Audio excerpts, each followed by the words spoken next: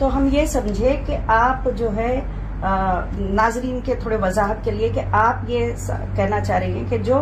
आपके जैसे powerful lady के साथ अगर एक इस तरह से नाइंसाफी हो सकती है जिसमें पूरे एजेंसियों को इन्वॉल्व किया जा सकता है, तो एक आम आदमी के साथ कितनी तकलीफ होती होगी, ये आपका नजरिया है या फिर कुछ और इसके पीछे आपका कोई एजेंडा? नहीं, मेरा नजरिया ये भी है कि जो एक औरत जिन पर ना कभी बुरा बोलती थी, ना कभी गलत बोलती थी, ना कभी मुलाकात की थी, ना कभी कोई इलेक्शन कंटेस्ट की थी, ना कभी वोट मांगने गई थी, ना उनकी सल्तनत में कभी कदम डाली थी, कुछ भी नहीं। कुछ भी ना होने के बावजूद भी इतना बड़ा जुल्म मेरे साथ किया गया। हर एजेंसी को मेरे घर को भेजा गया, टैक्स एजेंसी को, ईडी को, रेवेन्यू डिपार्टमेंट को, इंटेलिजेंस को, हर जगह जहां जहां पॉसिबल होता गया, नेशनल से इंटरनेशनल तक एजेंसीज को मेरे हाथ में भेजा गया। कहीं भी देखो तो MIM के असदुद्दीन ओवैसी साहब का FIR की कॉपी उनके हाथ में होती थी, एक लेटर उनके हाथ में होता था कि आपको कोई औरत नजर नहीं आई इन्वेस्टिगेशन करने के लिए, आपको कोई और पॉलिटिशियन नजर नहीं आए, और सिर्फ एक मुसलमान औरत जो आपके जब मुसलमानों को भलाई पहुंचाना चाहते हैं,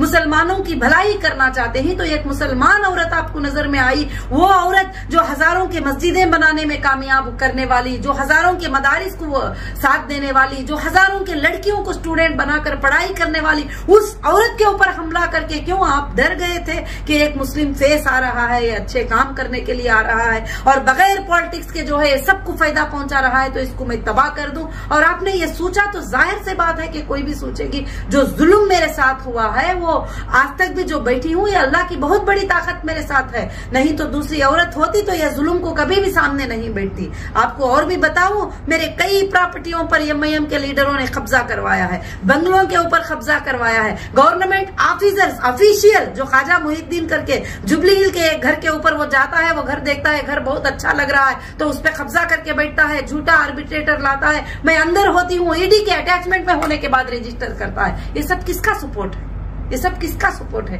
किसका सपोर्ट लेके काम कर रहे हैं? और वैसे ही आप टोली चौकी की लैंड देखिए, लैंड ग्रापर कहते हैं इनको, तो लैंड ग्रापर क्यों ना कहें? टोली चौकी की जो लैंड थी मेरी, उसके ऊपर लोगों को कब्जा करा दिया, उससे पैसे ले लिया और पैसे वसूल करते जा रहे हैं, और पैसे वसूल करते जाते अब जाकर मैं सुप्रीम कोर्ट पे उसको जीतने के लिए 6 मंथ लग गया कि ये मेरी लैंड है करके प्रूफ कराने के लिए, जो कि 400 करोड़ देकर लैंड को खरीदा गया था, और वो लैंड को मेरी लैंड करके प्रूफ करा लेने के लिए सुप्रीम कोर्ट में 6 मंथ लग गए। तो यहाँ पर ऐसे बहुत सारे जुल्म होते हैं। मेरे पास ऐसे 100 से 200 औरतें, बेटा मेरा 200 स्क्वायर फीट का घर जो है कोई बेच दिया, 200 स्क्वायर यार्ड का घर जो है कोई बेच दिया, 10 लोगों को बेच दिए, 5 लोगों। ये खास कर से हैदराबाद के एरिया में चलता है, जो टपोरी टाइप के लोग होते हैं, ये ऐसे काम करते हैं। तो मैं चाहती हूँ कि जुल्मों के खिलाफ आवाज उठाऊं, और ये जो मेरे साथ जुल्म हुए हैं, ऐसे जुल्म कई लोगों के साथ होते हैं, कई बिल्डर के साथ होते हैं।